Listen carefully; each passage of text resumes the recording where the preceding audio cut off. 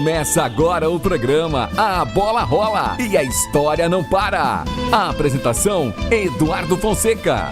Apoio Cultural, Bersanet Corretora de Seguros. Rua Oswaldo Cruz, 46, Centro Adamantina. Fone 3521-2229. Celular 99794-1067.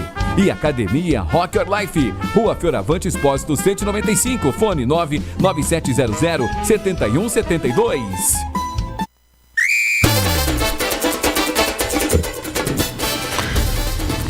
Bom dia, 11 horas e 40 minutos em Adamantina, 17 horas e 40 minutos em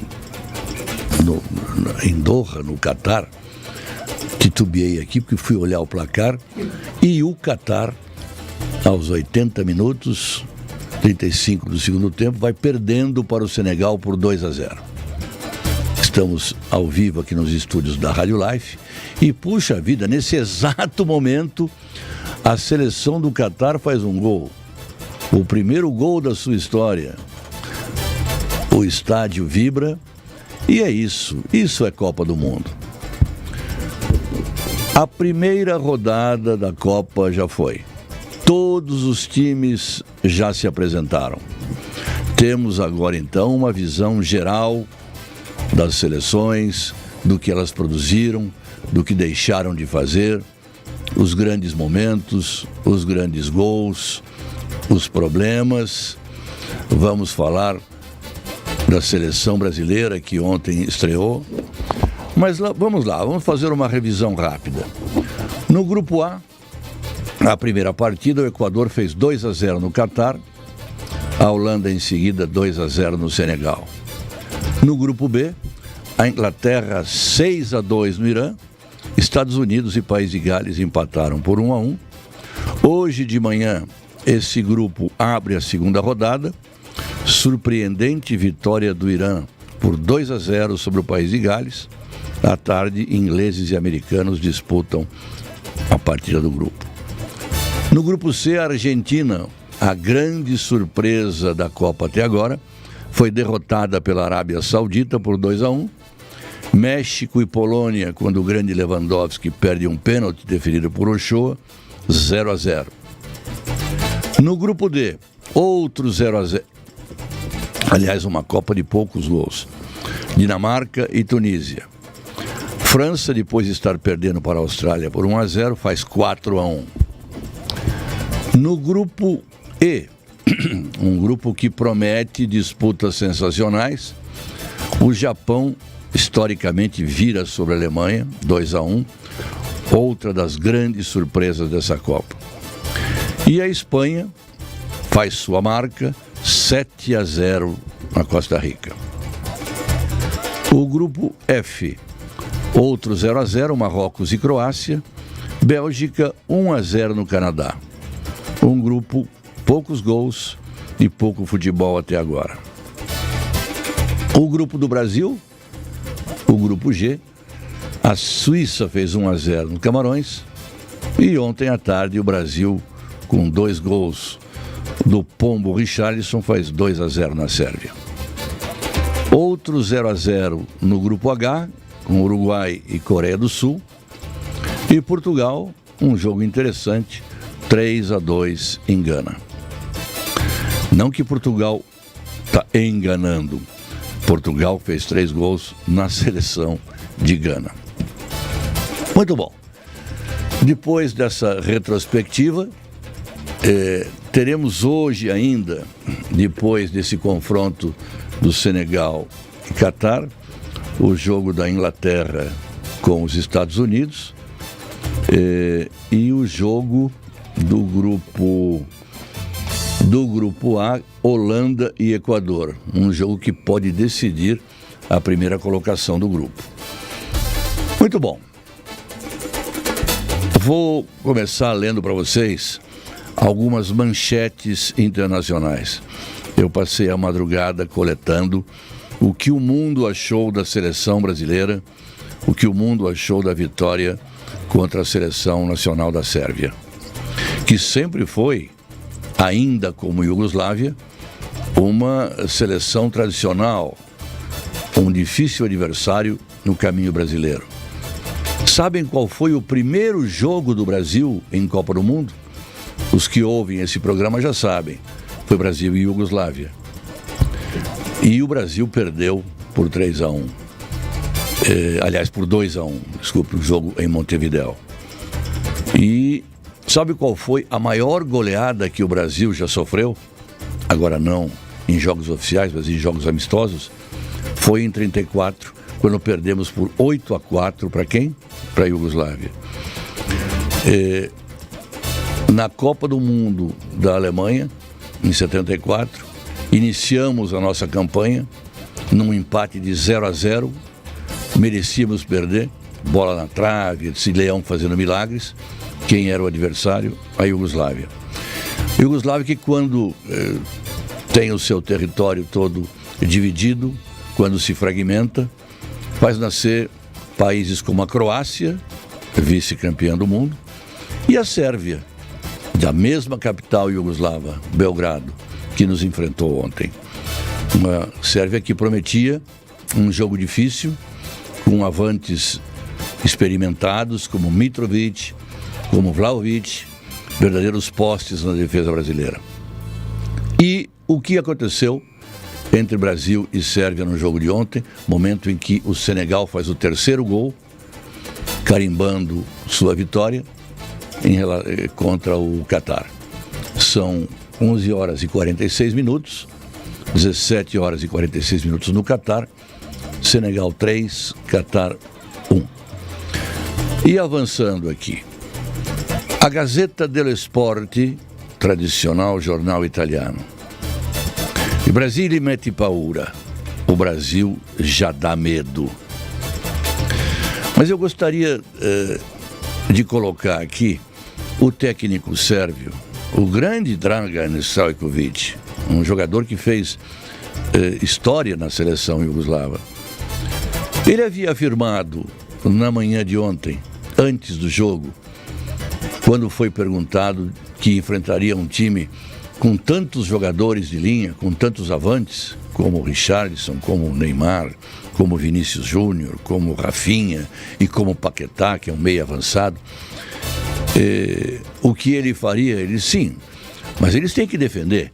Se vão jogar com tantos avantes, como é que vão fazer na defesa? Pois é, depois de verificar que o seu time, enfrentando essa tal defesa, não conseguiu sequer um chute a gol, o que disse Dragan? E está reproduzido nos jornais de Belgrado. Estou chocado. Nosso time não conseguiu nem fisicamente segurar os brasileiros. Os jornais de Belgrado afirmam: eles são realmente melhores. Deram uma aula de futebol na nossa seleção.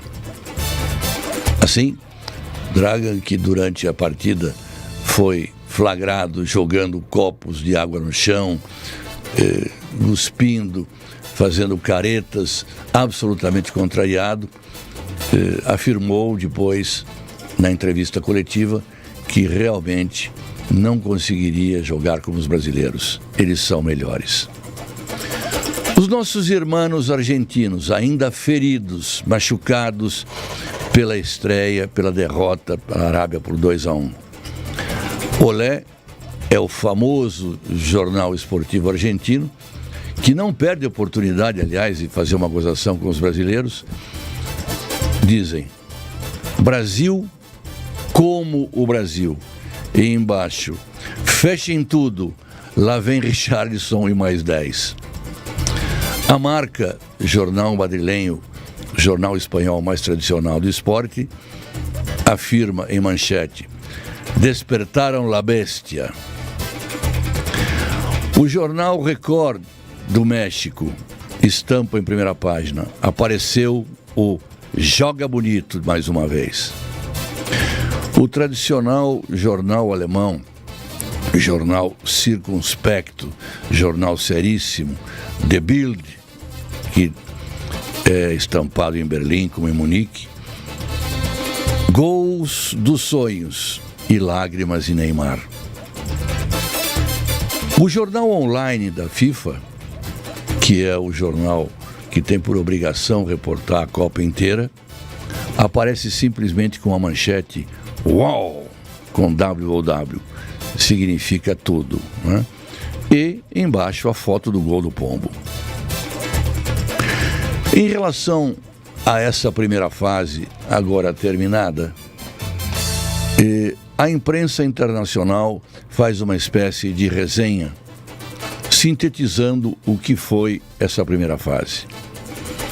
Coloca o Brasil no mesmo patamar da Espanha, os dois tendo apresentado o melhor futebol até agora. Num outro patamar, logo em seguida, a Inglaterra e mais abaixo, França e Portugal. A imprensa internacional coloca Richarlison como candidato ao gol do Mundial até agora. Fazendo uma análise agora fria aqui nos estúdios da Life FM sobre o que foi a partida de ontem, muito se comentou que é um jogo feito em dois tempos. O primeiro tempo mais amarrado, mais disputado, com a presença física sérvia sendo notada, impedindo o toque de bola dos brasileiros, principalmente pelo centro, e fechando as laterais. A Sérvia não atacou, mas os seus alas ofensivos jogaram, impedindo que Danilo entrasse pela direita e Alexandro pela esquerda. Rafinha, quando tinha a bola, era obrigado a recuar. Esse jogo centralizado facilitava a marcação sérvia, que se abdicou de atacar, pelo menos não permitiu ao Brasil grandes oportunidades de gol. Mas essa formação sérvia e tipo correr atrás da bola cobrou seu preço no segundo tempo.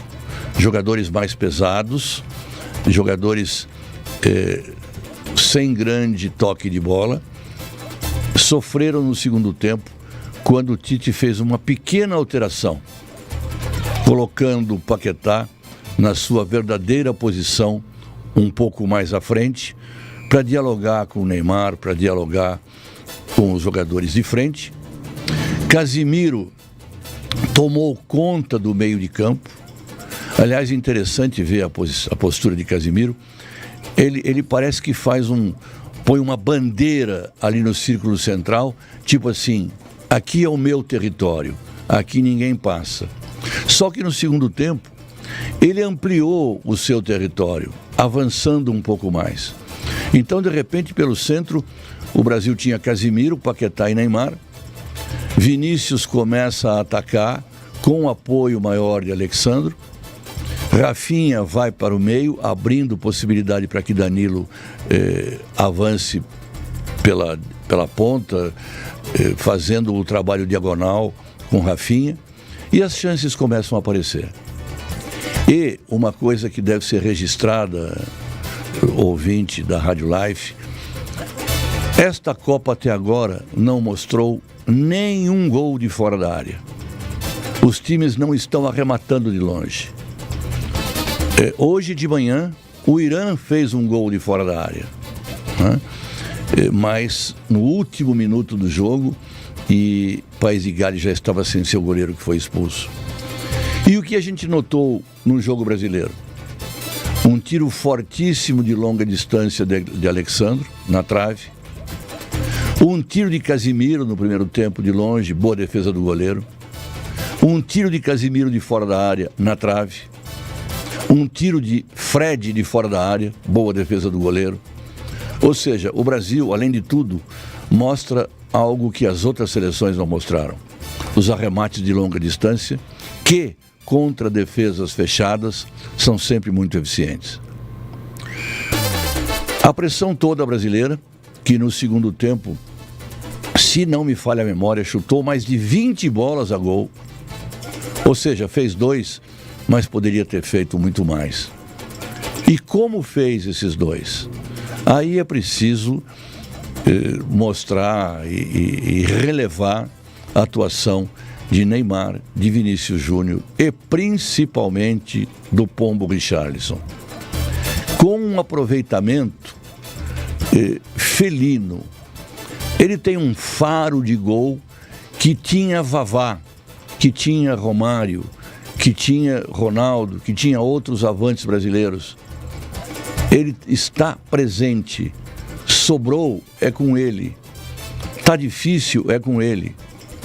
Porque além desse faro de gol, ele tem um senso acrobático de mobilização na área. Ah, esse gol ele não faz nunca mais. Olha, eu gostaria de testemunhar que durante os treinos dessa semana, quem acompanhou viu, ele fez um gol absolutamente igual, com o mesmo movimento. Um crítico alemão, querendo desmerecer, nessa madrugada eu estava acompanhando na Deutsche TV, disse, não, ele fez o gol porque ele errou na hora de dominar. E como ele errou, ele então provocou o movimento. Bom, se ele errou ao dominar, ele fez o mesmo erro no treino. De dia, treino é treino, jogo é jogo. Parece que Richarlison não concorda com ele. Porque o que se viu, e depois na entrevista que fizemos com o Richarlison, captamos o som, infelizmente, para agora não dá para mostrar, porque a qualidade do som não está boa, a gente vai melhorar e depois a gente traz para vocês num outro programa. E ele dizia, eu treino bastante esse tipo de jogada. E isso tudo dito na sua entrevista coletiva, quando ele, para fazer mais uma resenha e surpreendentemente, quando há uma falha na tradução, ele diz, pode falar em inglês que eu falo bem inglês. Esse é o nosso Richarlison. Bom, nem tudo são boas notícias. Nós vimos assustados, durante a partida, o choro de Neymar. E o que significa o choro de Neymar? Significa sim uma preocupação muito grande.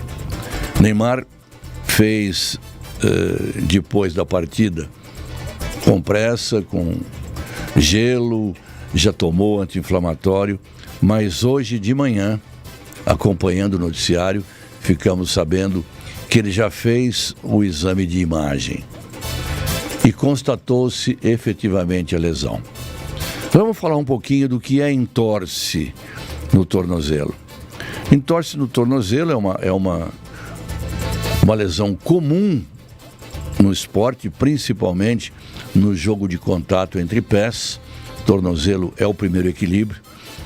E há 3 tipos. O grau 1, que é o estiramento ligamentar.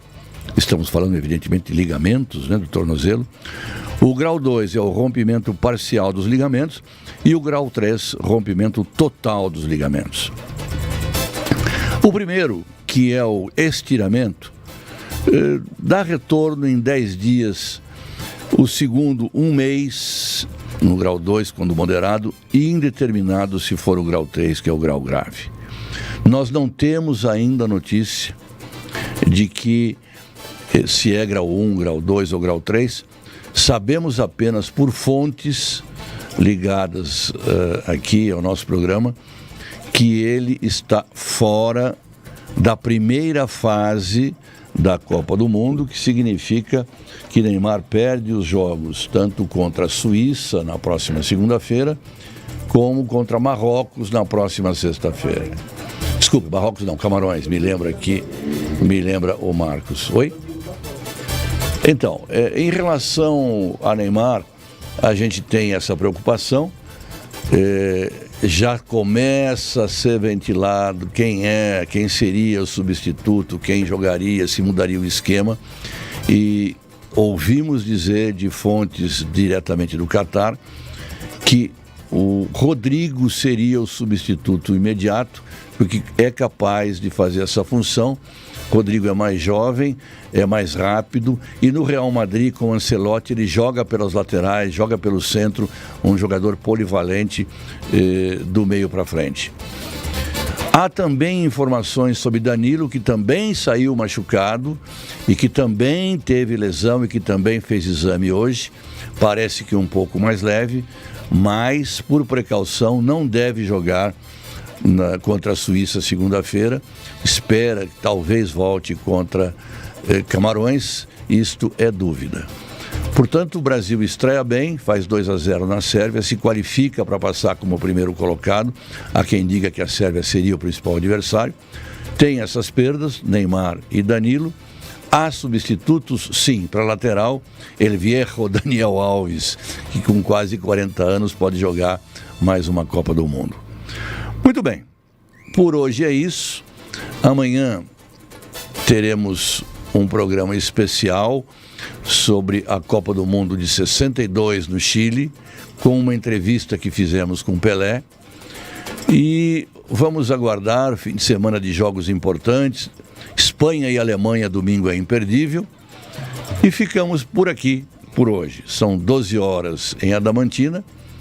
Daqui a pouco vem o Jornal do Meio-Dia com a Lúcia Prado. E vamos lá. A bola rola, a história não para. Um abraço a todos.